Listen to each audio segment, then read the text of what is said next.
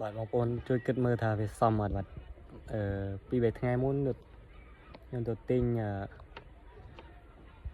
nóng mà tin xong đây xong rồi tôi tin lạnh tôm mà cái lạnh đấy cái admin QR สำหรับ scan นะហើយគេថាអ្នកគេធ្លាប់មាន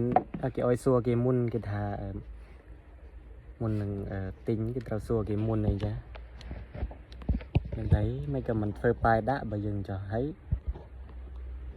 សិតតែនិយាយថាថ្ងៃមុនមានមិនអ្នកទៅទិញដែរដល់ពេលនេះថាចង់បាញ់តាម QR ណែដល់គេអត់ដាក់ QR ទៅឲ្យយប់ថាយប់ប្រាក់ទៅឲ្យละម៉ោងជិតពី10យប់ណាហើយគេនិយាយឡើងក្អងគេថាអ្នកទិញធ្វើបាបគេថានឹងតែយកស្អីមកគិតថាទិញធ្វើបាបមិនយើងអាចដាក់ QR scan សម័យនេះថាគេដាក់ QR បើសិនតែយើងអាចដាក់ QR scan ក៏វាមិនបញ្ហាដែរ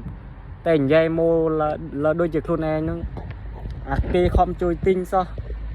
និយាយមកលើអស់ចានេះចេះតែមានណាស្រុកខ្មែរហើយចូលថ្ងៃមុនហើយមួយទៀត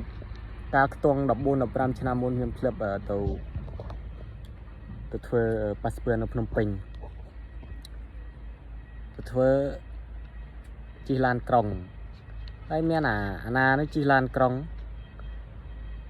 ជិះពីកៅអីតែឯងអាគ្នាអ្នកឈោនៅកណ្ដាលហ្នឹងអត់ព្រមឲ្យគេអង្គុ